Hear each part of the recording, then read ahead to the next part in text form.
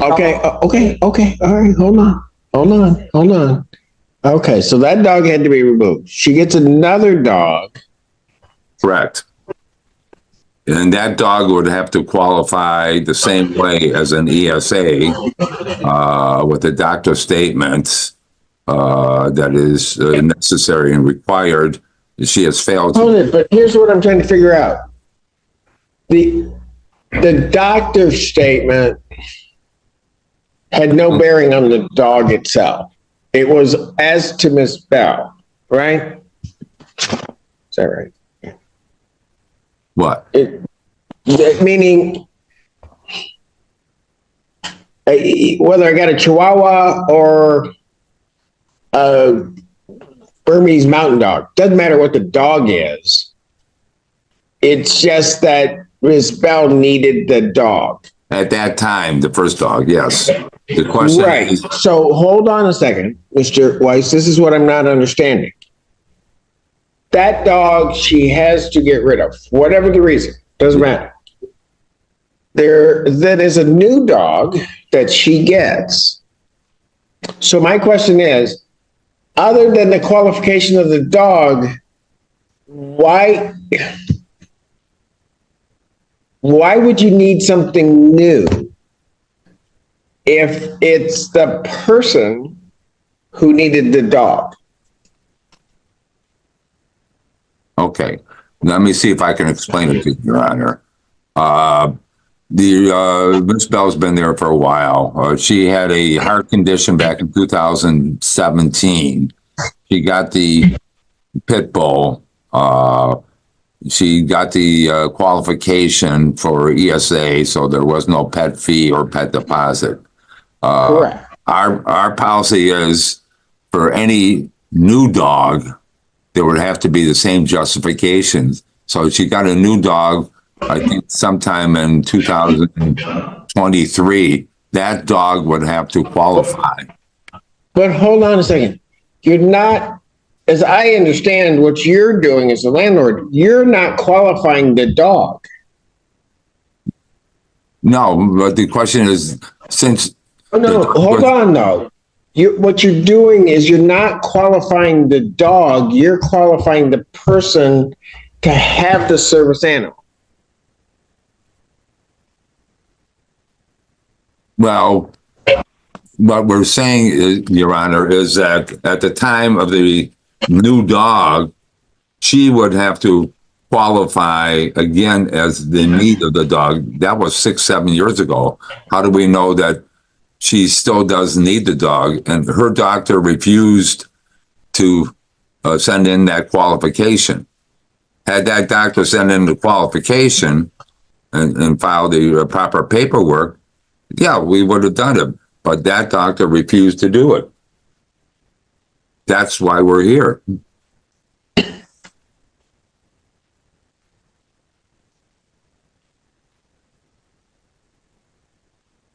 I understand your problem, Your Honor.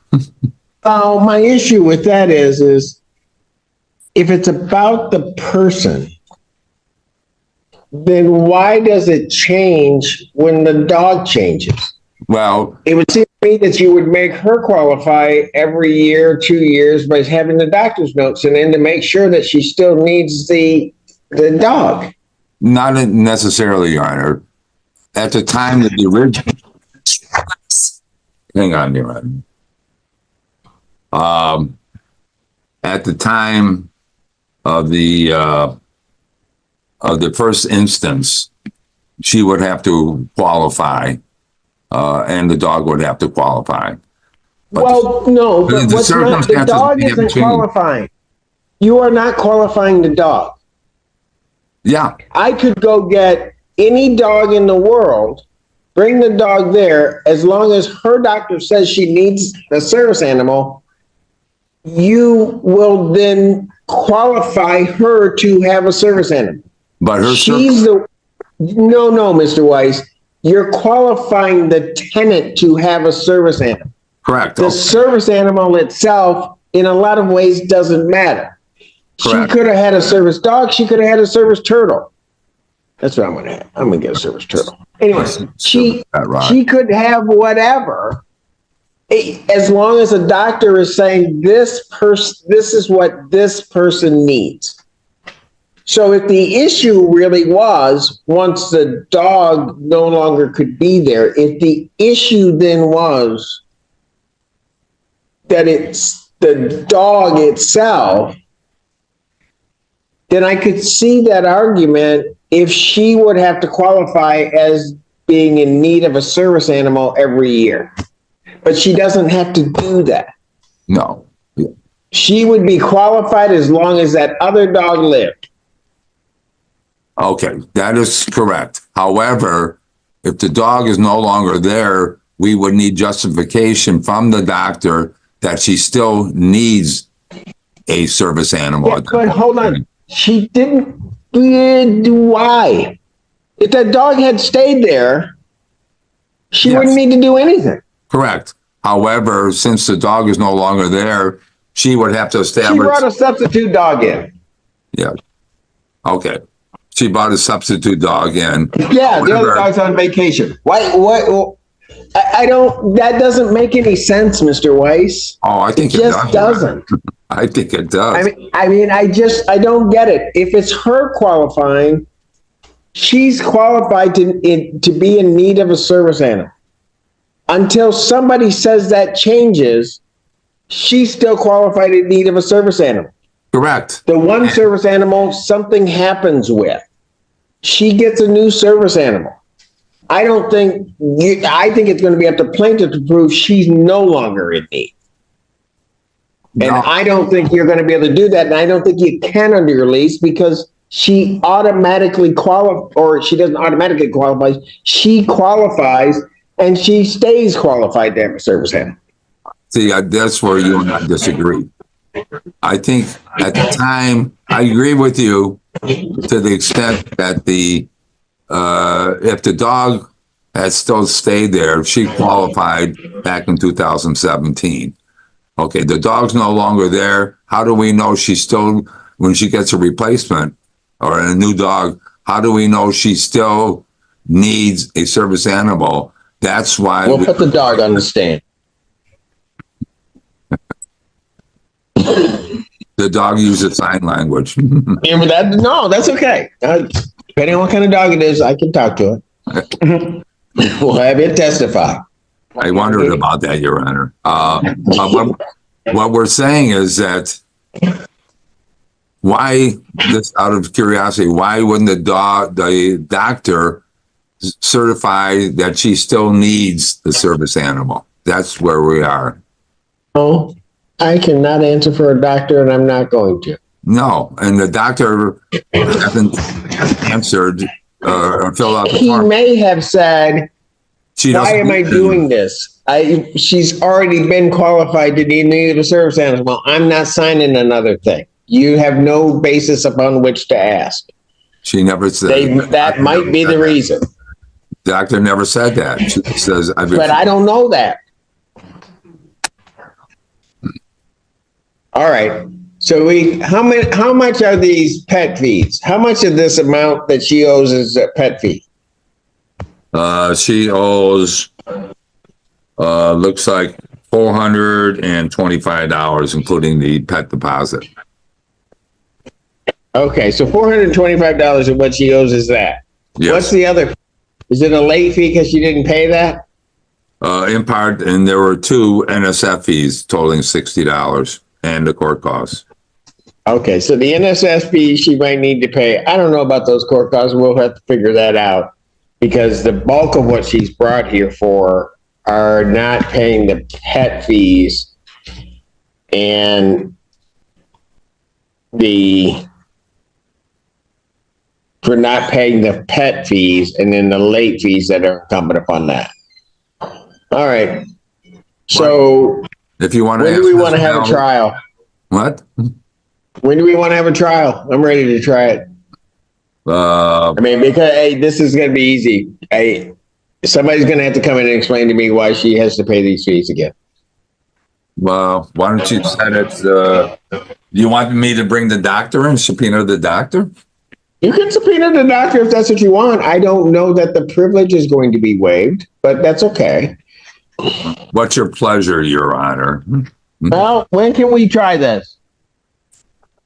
The balance owing is basically stemming from pet fees and a pet deposit for an animal that Ms. Bell had.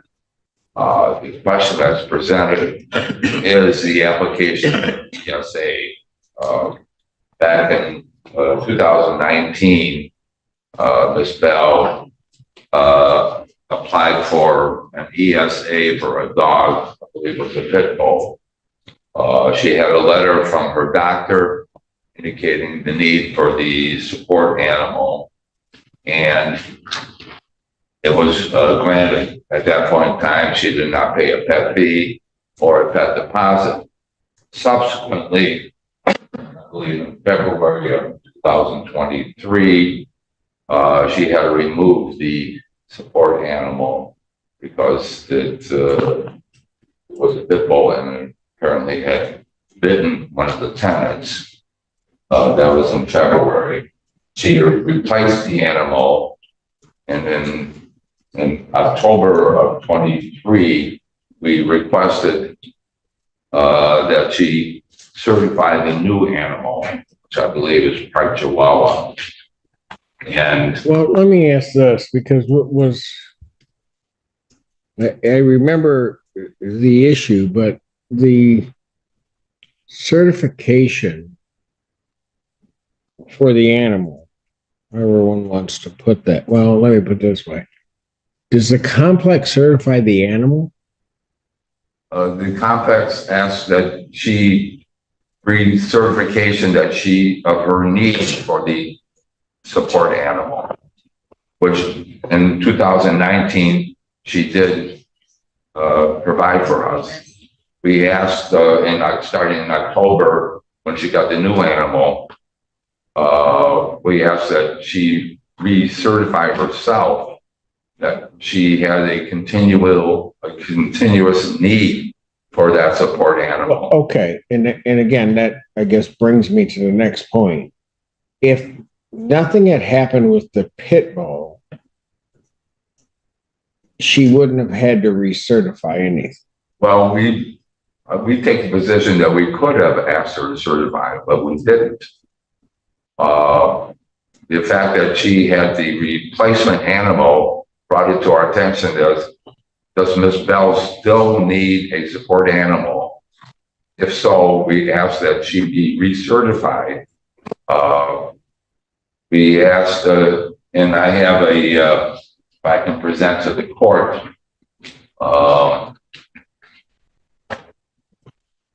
if I may approach, Your Honor. What are those? And This is a thread of emails between Group 5, Group 5's attorneys who was handling the case then, and Nikki Green from Fair Housing, talking about the pet situation. And Nikki Green basically said she was going to follow up with her doctor, I think Dr. McAvoy, to see if we can get the certification. According to our information, Dr. McAvoy refused to do the certification. We asked that she possibly. but was that the previous doctor? Hmm? Okay, sorry. but here's my issue with this. When she did that in 2019, she's not certifying the animal. Correct. She's certifying her need for an animal. Right. So what would lead the complex to think that changed? Well, Because and the reason I'm asking that is because based upon at least what's been represented to the court, the only thing that happened is the removal of the animal. that brought it to the attention of management that does she still need a support animal? And that's why we requested certification. Why would that raise the issue? Well, I believe there's a difference between an ESA and a service dog. A service dog, if you're blind or Right. handicapped, you apply for a service dog. That's a different type of certification. And at that point in time, if it's granted, basically it's for life. Support animal is different. It's like, Well, what explains to the tenant that it's different? I mean, because from what I'm hearing, and correct me if I'm wrong, in 2019 to 2020, in 2020, the dog is still there and she doesn't have to do anything. The dog just continues there. 2020 to 21, same thing. 2021 to 2022, same thing. So I'm looking at a 3-year period where she has to do nothing. She has this dog. we didn't raise that issue at that point in time, but Why, though? I mean, what makes not raising the issue at that time as opposed to raising it later on? What's the distinction well, if you're not certifying the animal?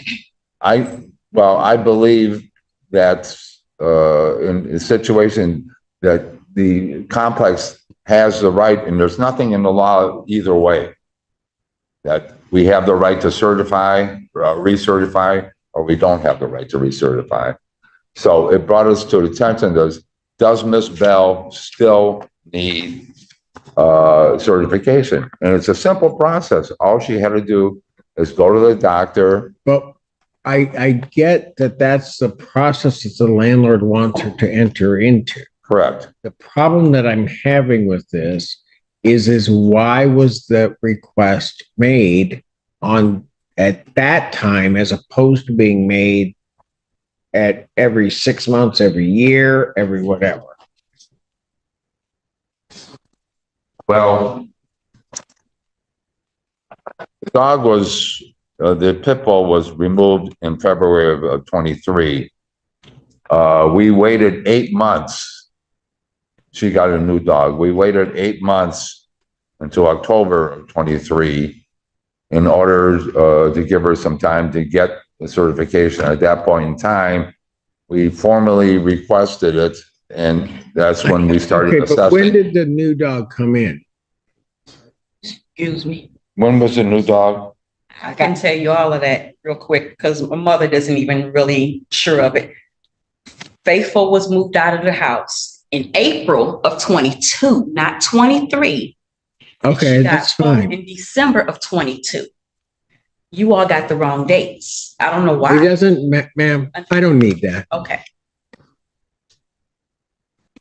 If the dog got removed February, April, when did the new dog show up? December of 22. December of 22. Yeah, it was 8 months after the old dog was removed. And then when was the request made for the new? In October of 23, So, I believe. so was that the first request for the For recertification, yes. In October of 23. So why did that happen then? Why? Because at that point in time, we reviewed our records and we said, well, does Miss Bell still need the dog? And So- that's when we, Whoa. No. I'm just trying to sort this out. Because this doesn't make much sense to me. The pit bull gets removed February of April, whichever it is, of 2022. Right? The new animal comes in December of 2022. Right? And the request for this is effectively a year. Okay, pause right here. This is the turning point. The judge is laser focused on one key legal distinction. Are you qualifying the animal or the human? Under fair housing principles, an emotional support animal isn't about breed, size, or fluff factor. It's about the tenant's documented need. So the judge is basically saying, if her condition didn't magically disappear when the dog did, why are we starting from scratch? That's a serious logical gap for the landlord to overcome. Her disability. Yeah, we're asking, by asking her for recertification, we're asking. Where in the lease does it state you could do that? I mean, It because doesn't. that's the problem. The problem We're dealing with also with the law, Your Honor. The law is unclear on it itself. The fair housing, as it pertains to ESA, and I checked into it. There's Okay. no. I get that. I understand the complexities or absence thereof. What I'm looking at the circumstances of this. So one thing that's very clear to me is had the pit bull remained, there wouldn't have been a request. Maybe. Well, there wasn't. There wasn't. Right? Yeah. But that's. Pit bull gets removed, a new dog comes in, and when the new dog's there still is no request. At that point in time, no. I Then think 10 months later, effectively, almost 11, really, I guess, depending on when in the month these things are occurring, 10 to 11 months later, there then is a request. correct. And I'm trying to figure out why was that request made? It was brought to our attention that does Miss Bell still need a support animal? Brought to your attention by whom? It was brought to our attention in the review of the record. A review of the record when we found out that she had the new dog, we asked that she recertify herself as a need for that support animal. And it's a simple, I understand the court, but it's a simple process. And according to the. But why would you ask? That's my question. I'm not so much concerned about what the process is. I'm not concerned about what happened, didn't happen. Why would you ask? It was a review of the records showing that she has a support animal. Does she need a support animal? But hold on a second. When was the landlord aware of the new animal?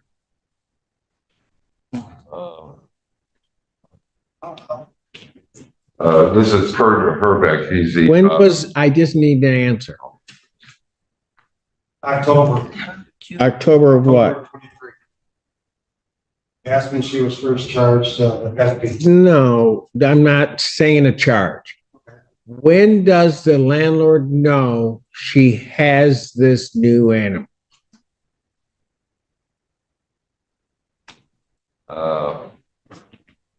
I think it was sometime in 2023, according to the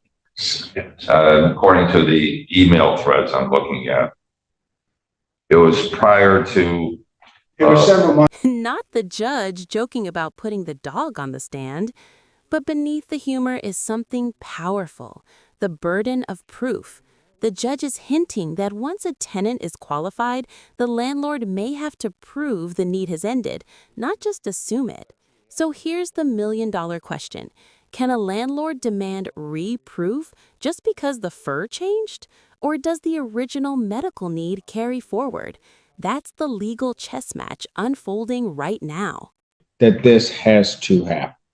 We Or notify them. Or you can't do that, Mr. Weiss. She's under lease. I understand.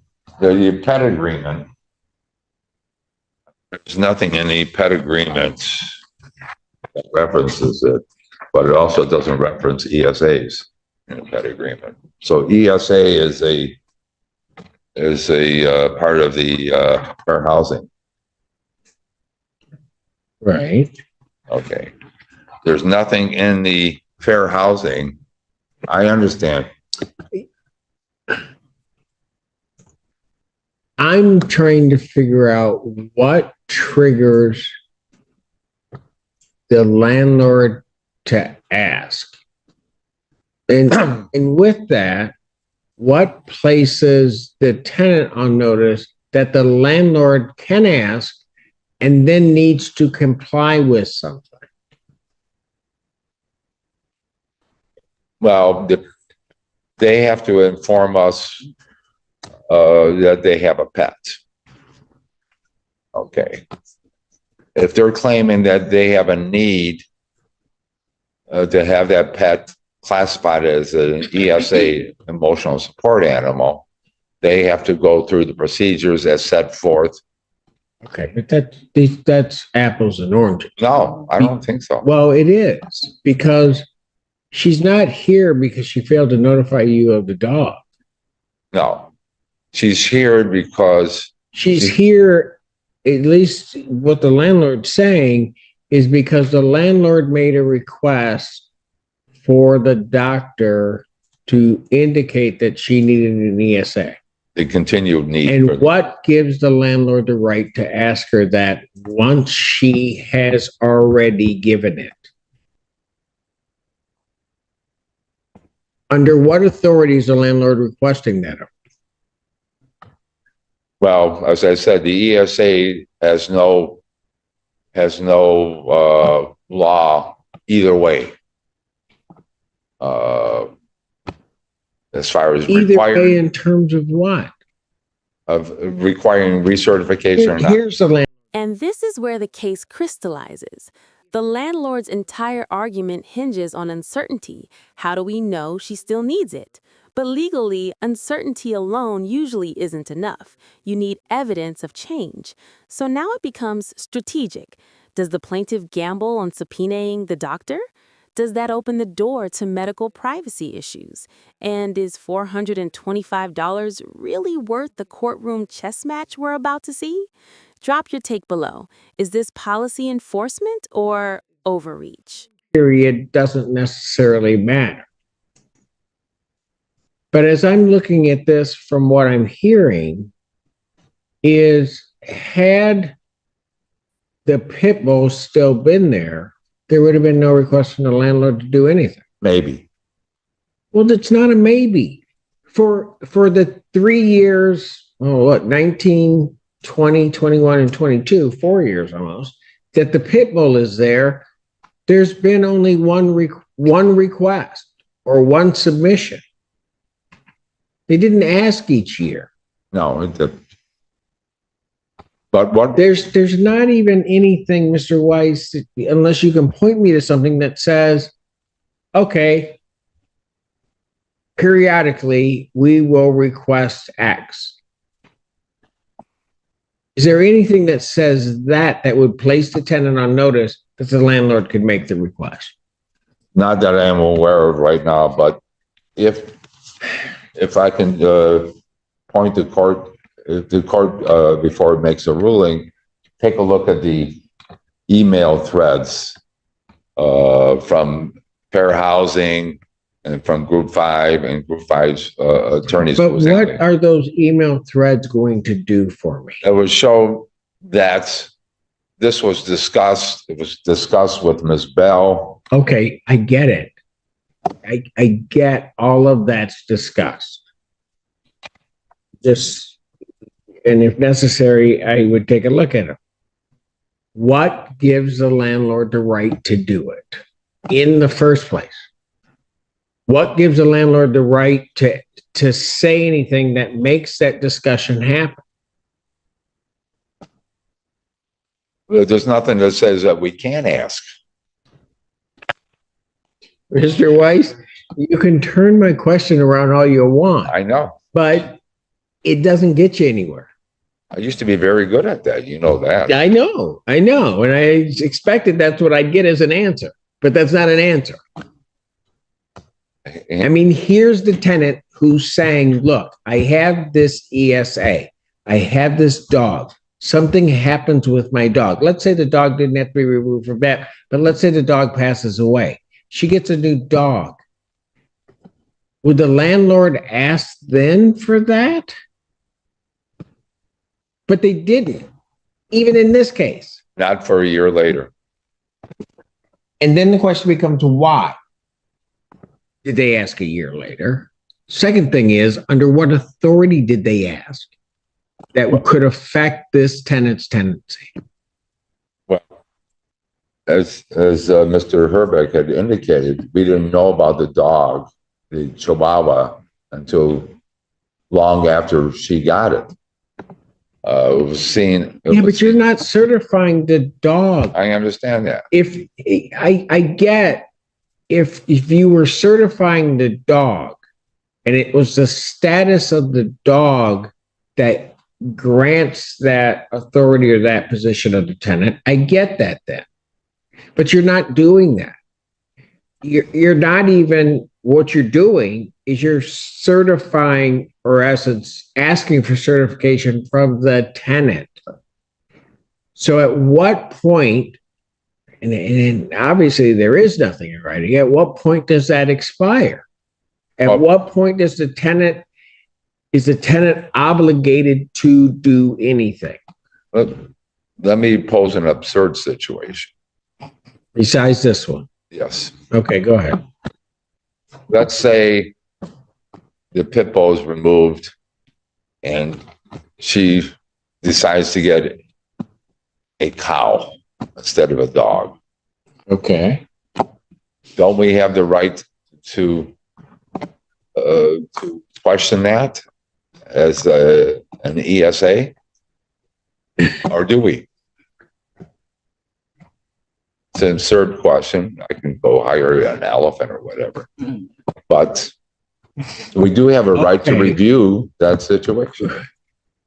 I think you might have some justification if somebody had a dog and now has a cow.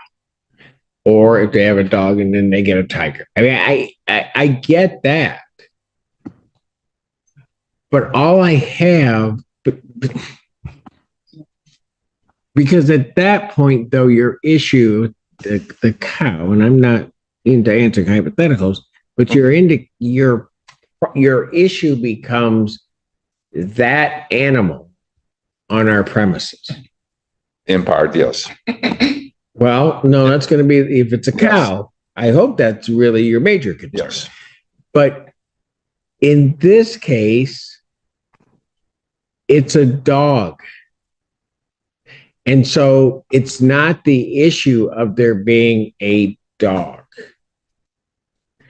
It's the issue of whether she needs an emotional support animal. But she's already answered the question, and the landlord doesn't have a procedure upon which they can make the request. Because the cold-hearted reality is, because of fair housing and other things, I'm telling you, Mr. Weiss, your client's going to be without a structure to it. Without a what? Without a structure to when they make the request or require the tenant to do something, they're placing themselves in a difficult position. Almost to the point, quite frankly, that I don't think you want to win this case because there's going to be a bigger fish for your client to fry. With fair housing? With the fair housing claim, because nothing's here. Nothing the landlord is doing. First of all, does the landlord show me any contractual right exists for them to do? Not that I am aware of. There's nothing in the pet agreement nor nothing in the lease. At least you have to register. Yeah.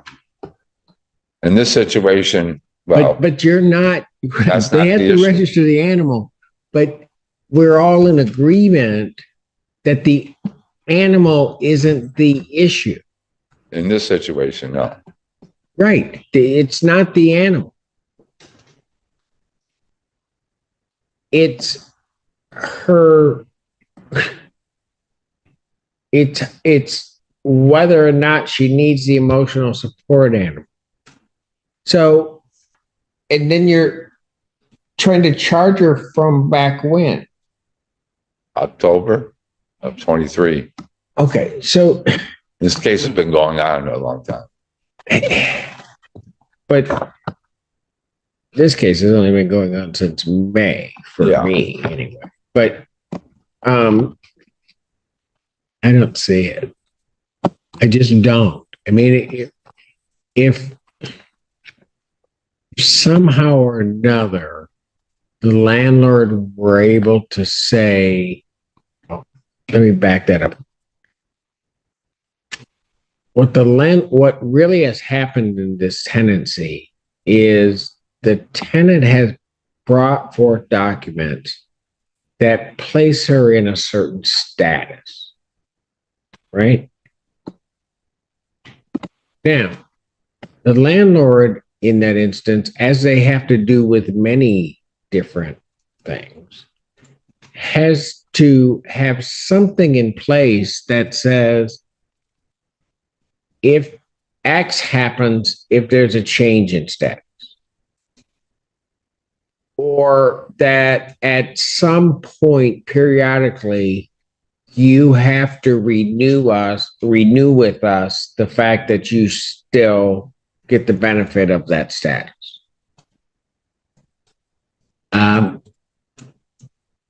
Or this is how you lose that status. But can you get it back? If the landlord had something in place that said, okay, you get this status, and it's clearly not the case here, but you get this status with this animal. Upon the removal, death, whatever of this animal, then you have to renew your status. Well, doesn't that contradict what you just said? Pardon? Doesn't that contradict what you just said? No, I don't think it does. It only seems to contradict it because you're not really certifying the animal. Exactly. You're certifying the person. But those were hypothetical situations that I was giving just now, okay, where the landlord could have certain things in place that then would require the tenant to do something, or require at that point, maybe even obligate the landlord to ask that you provide this information or whatever. But here, that's not what's happened. She gains whatever that status and the benefits of that status. There is nothing, I don't think, or nobody's shown me anything that changes that. That's the status she's in. The landlord then can't come along and say, oh, well, now you got to do this. Had the status, had everything attached to the pit bull, to the animal as opposed to the tenant, then I get it, what the landlord's doing. Because now you have a new animal. Now I can ask about that animal. Not what happened here. can I ask a consideration? Whichever way you're going to rule, can you make it in a written opinion? Basing it on what you said in court today, Well, I would, in case my client wants to appeal it.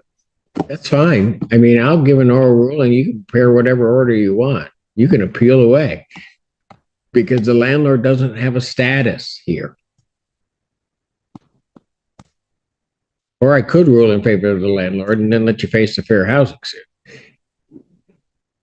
Do it that way. Another attorney has to worry about that.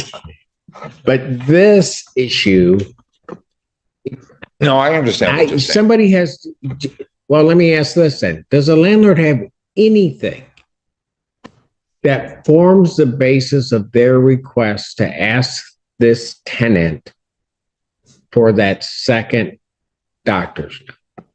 I'm not aware of it. Are you correct? Well, as I said, you know, she never did come forth to the office to register the animal. It wasn't until several months after she got rid of the pit bull and she was saw with this other dog. That's when we first made contact with her to register the animal. Here we are today. Did she register the animal? Never, no. She has not But registered. the animal isn't the issue. I understand, but she still hasn't complied with the pet agreement portion. So therefore, Which portion? she signed a pet addendum for the pit bull. When the pit bull was removed, she never re-registered the Chihuahua. Well, you didn't ask her to register the Chihuahua. Yeah. Well, we did. No, you didn't. That's not what you asked. Not in this particular case, but Yeah, as a not side in issue, you didn't ask her to register the animal.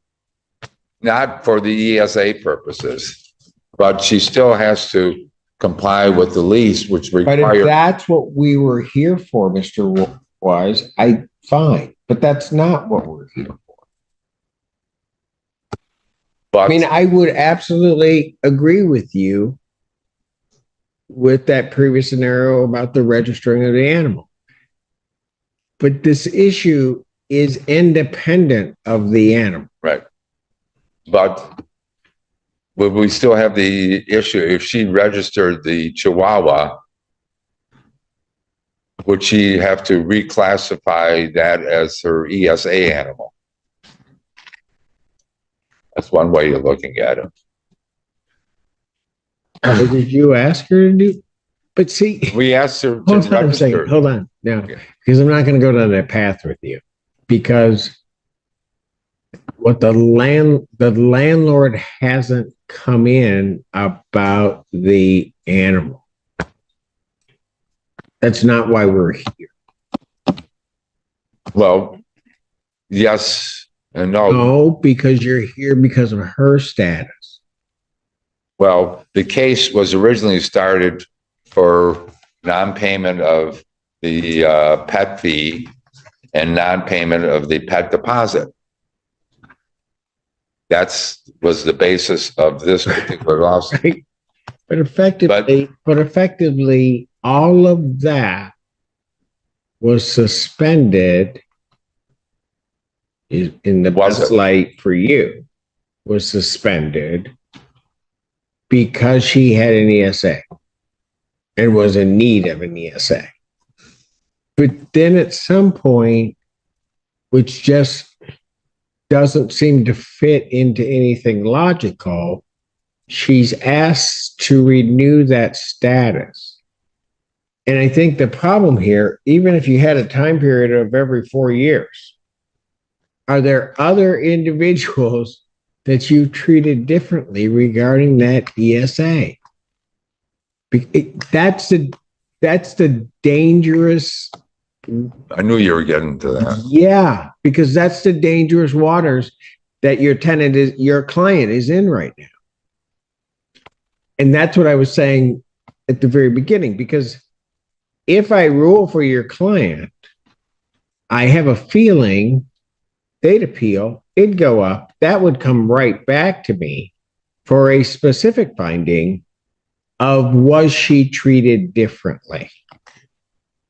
And then your client's got a whole lot of other problems, the least of which is an ESA on this property. Okay, so basically, if I can paraphrase your thinking, you're dismissing this case. I'm not. When Mr. Weiss, you know how I am. When I'm ready to do something, I'll tell you what I'm going to do. I don't know. I think as we've gone through this, I don't know that you need me to do it. The right thing to do would be for the plaintiff to dismiss it. And more importantly than institute and formulate a policy by which you're going to handle these types of situations. Because and part of my reason for saying that is, even if I dismiss, I'm unclear as to this, but I don't know that alleviates the potential jeopardy for your client Well, under fair housing.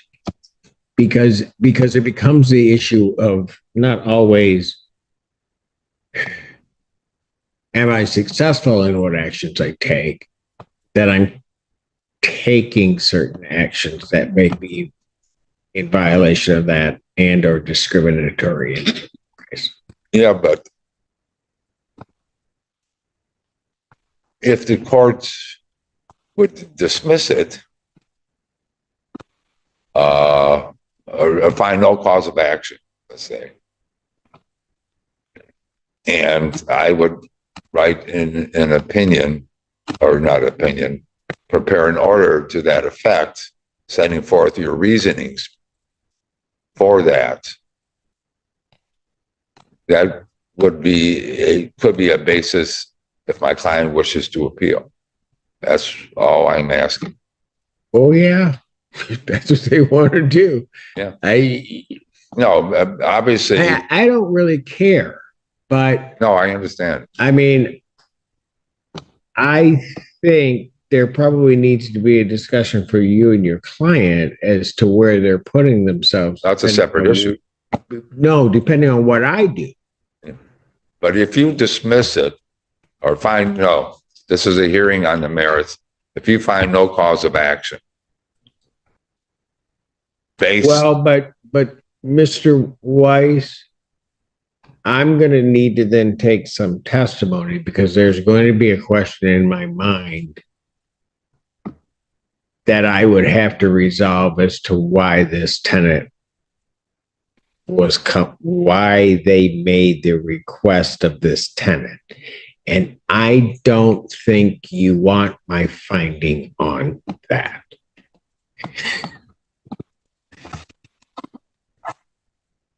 Can I have a brief recess with Yeah. my Court will stand in recess. Good morning. I had a chance to discuss this with my client. At this point in time, we will dismiss the case. All right. With one proviso, which doesn't have to be put. Of course. I requested that the dog be registered, not calling it an ESA or not, just that they have to go in the office and register the dog. But upon registering her Status is not changed.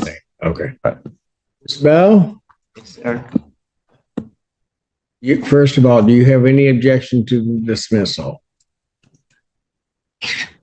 Providing they're gonna leave me alone. Oh, I didn't ask you that. Do you have any objection to the I don't case have being? any objection. Okay, now, hold on, Miss Bell. You sat there so patiently before, you just wanted to yell at me, didn't you? No. All right. So then the next thing is that will you get the dog registered with them?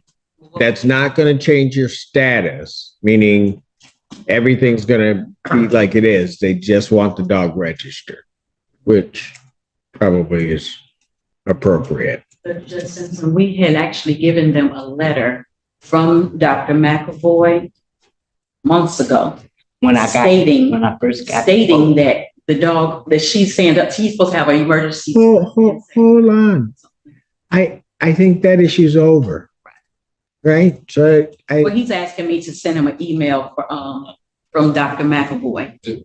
I just want. well, if you look, folks, they're looking to dismiss the case. Mhm. They didn't ask me anything about an email.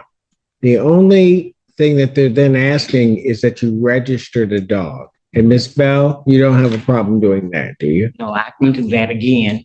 Pardon? I can do it again. Did you already register the dog? Yes. We're not showing you.